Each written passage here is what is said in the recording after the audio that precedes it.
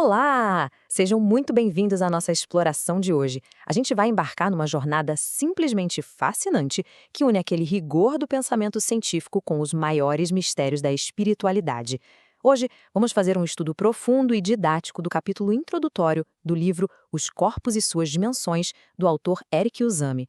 Para começar, a gente precisa reconhecer esse mundo físico, denso e super familiar que nos cerca, porque nos próximos minutos a ideia é expandir a nossa mente muito, mas muito além do que os olhos podem ver. Então, vamos lá!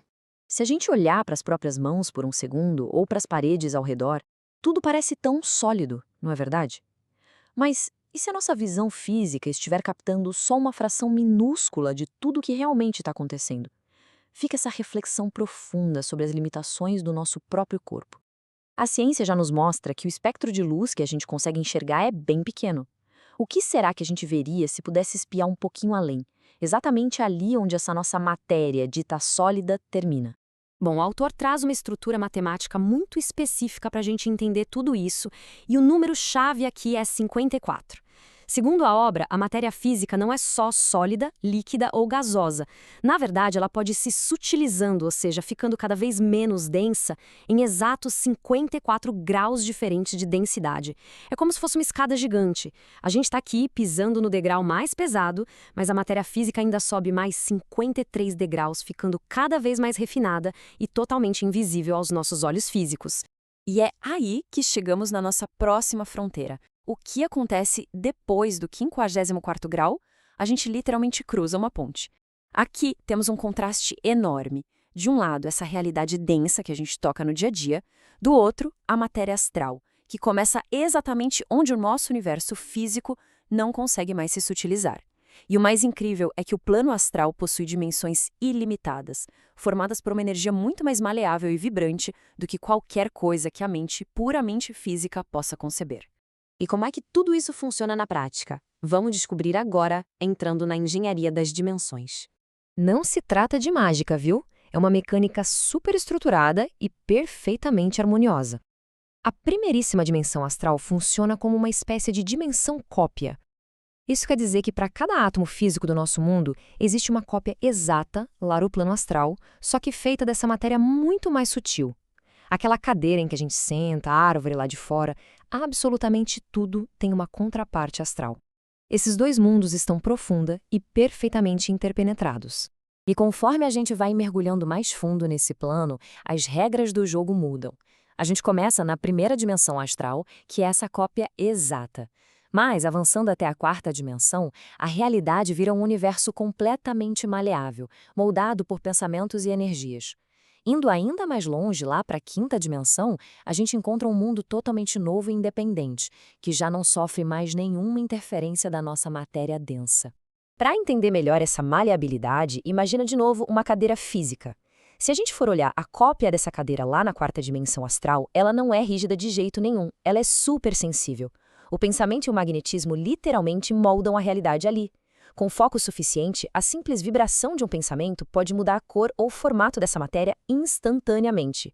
É um lugar onde a mente tem um poder direto e inegável sobre o ambiente ao redor. Agora que a gente entendeu um pouco da arquitetura dessas dimensões, fica a pergunta: como nós nos conectamos com tudo isso? Isso nos leva à nossa ponte vital, o psicossoma. O psicossoma é basicamente o nosso corpo astral primário. Lembra que a gente comentou que tudo tem uma cópia astral? Pois é, o psicossoma é a cópia perfeita do nosso corpo físico humano, átomo por átomo, órgão por órgão, só que totalmente construído com aquela matéria astral sutil que mencionamos. Ele atua como o verdadeiro veículo da nossa consciência. Olhando de um jeito um pouquinho mais científico, a vida em si muda aquela regra de ser apenas uma cópia simples. Uma pedra, por exemplo, tem uma cópia astral inanimada.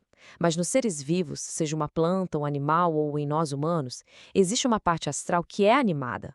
Essa energia animada se mistura perfeitamente com o átomo físico, servindo como um sopro vital que dá vida à matéria. E o que acontece quando bilhões e bilhões desses átomos astrais animados se juntam no nosso corpo? Eles formam o psicossoma. Esse corpo sutil é, de um jeito bem real e tangível, a ponte vital que liga aqueles átomos físicos inanimados e pesados à pura consciência vibrante que compõem quem nós realmente somos. Entender essa ponte muda completamente a forma como a gente enxerga a nossa rotina de repouso. Vamos diminuir um pouco o ritmo agora e entrar no despertar da consciência. O que será que acontece todas as noites quando a gente vai dormir? Nós não simplesmente desligamos da tomada. Quando o sono chega, o psicossoma se solta naturalmente do corpo biológico. Ele se projeta e se desloca pelas dimensões astrais. O sono não é um apagão ou um fim temporário. É literalmente uma viagem profunda que a gente faz diariamente. É um contraste muito bonito que vivenciamos toda noite. De um lado, fica o corpo biológico deitado na cama, inconsciente, quietinho ali preso às regras da primeira dimensão física, só recarregando as baterias.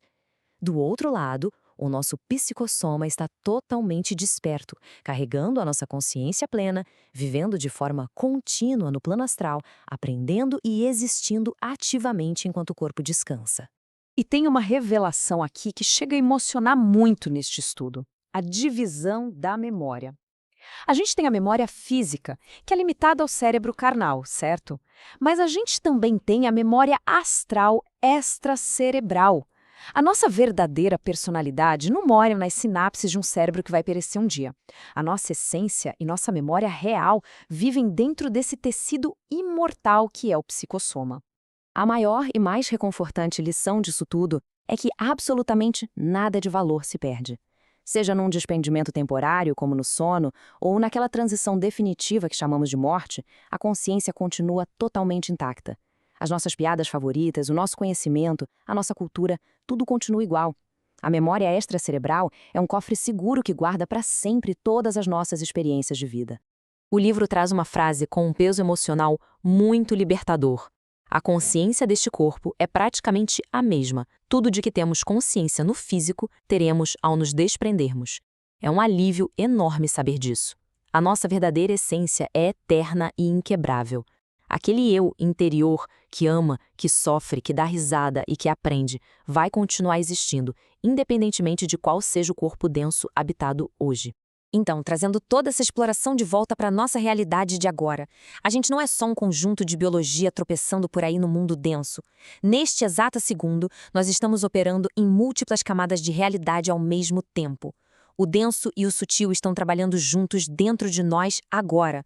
Nós somos todos, de verdade, seres multidimensionais. A gente chega ao fim da nossa análise de hoje, mas a jornada da descoberta é contínua. Fica um pensamento provocativo para a gente levar.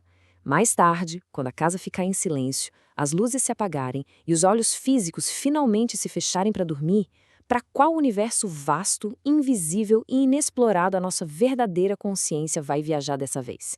Vale a pena pensar nisso.